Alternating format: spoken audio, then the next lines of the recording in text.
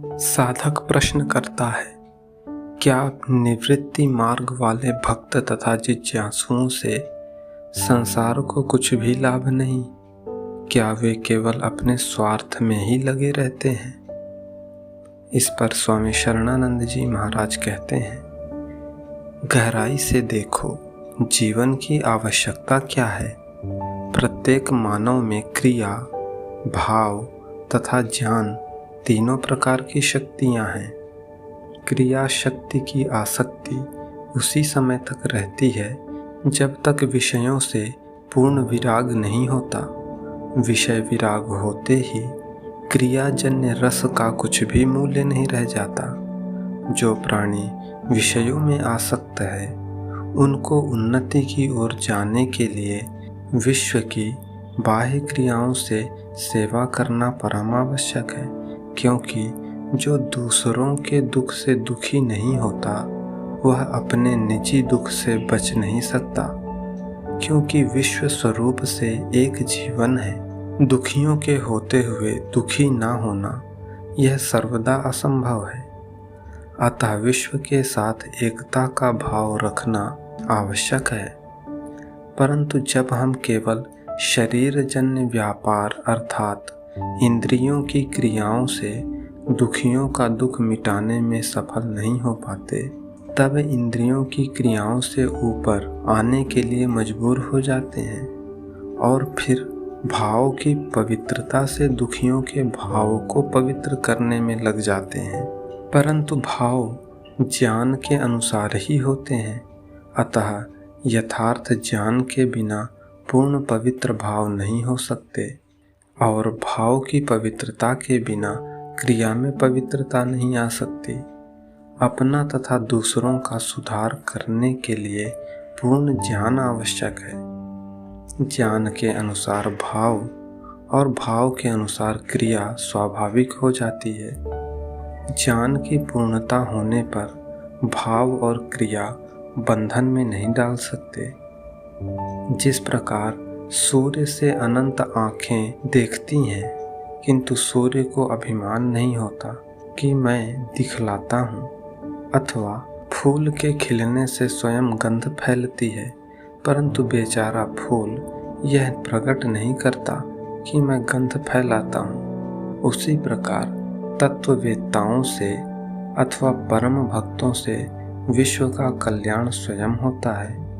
अंतर सिर्फ यही होता है कि विश्व उनको नहीं जान पाता कि ये हमारा कल्याण कर रहे हैं, अर्थात वे भौतिक दृष्टि से लीडर के रूप में नहीं दिखाई देते। प्यारे, गहराई से देखो, हाथ पैर द्वारा पानी खींचकर कितनी जमीन सींच सकते हो? अधिक से अधिक बीघा 2 बीघा, परंतु बादल बनकर कितनी जमीन सींच सकते हो? यह भली प्रकार समझ लो कि जो स्थूल होता है वह परिच्छिन्न अर्थात सीमित होता है, और जो सूक्ष्म होता है वह विभु होता है। क्रिया से भाव सूक्ष्म है और भाव से ज्ञान सूक्ष्म है। क्या आज मीरा, सूरदास, तुलसीदास अनेक भक्तों का कल्याण नहीं कर रहे हैं? और क्या तत्ववेत्ता भगवान शंकर, बुद्ध आदि भी अनेक जिज्ञासुओं का कल्याण नहीं कर रहे हैं? जिज्ञासा अथवा भक्ति भी तो जीवन की आवश्यक वस्तु है। क्या यह किसी प्रकार जीवन से मिट सकती है? तो फिर कैसे कहा जा सकता है कि भक्तों तथा तत्ववेत्ताओं से संसार का कल्याण नहीं होता? यह तो बताओ, कहीं बुराइयों की भी पाठशालाएं खोली जाती हैं, किंतु समाज में अनेक प्रकार फैल जाती हैं, तो क्या तत्ववेत्ताओं का तत्व चिंतन बुराइयों के समान भी शक्ति नहीं रखता? प्यारे, स्थूल शरीर के अभिमान के कारण साधारण प्राणी सूक्ष्म सेवा को देख नहीं पाते। यह उनकी दृष्टि की कमी है। जो अपना कल्याण नहीं कर सकता वह विश्व कल्याण किसी प्रकार भी नहीं कर सकता।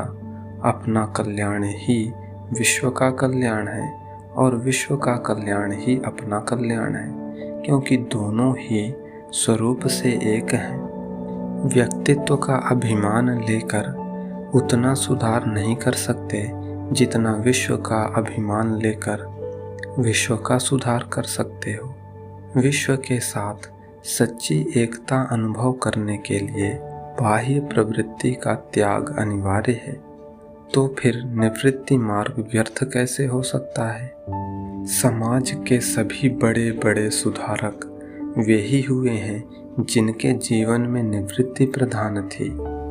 जब प्रत्येक प्रवृत्ति का अंत होता है तब आप स्थायी प्रवृत्ति के लिए कैसे कह सकते हैं? विचार दृष्टि से तो दूसरों के सुधार की धूम केवल कथन मात्र है। हिंदू लीडर मैं हिंदू हूँ, मुसलमान लीडर मैं मुसलमान हूँ, यह अपने को मान कर सुधार करते हैं, अर्थात अपने को व्यक्ति से समाज में परिणत कर देते हैं। समाज का दुख ही उनका दुख है।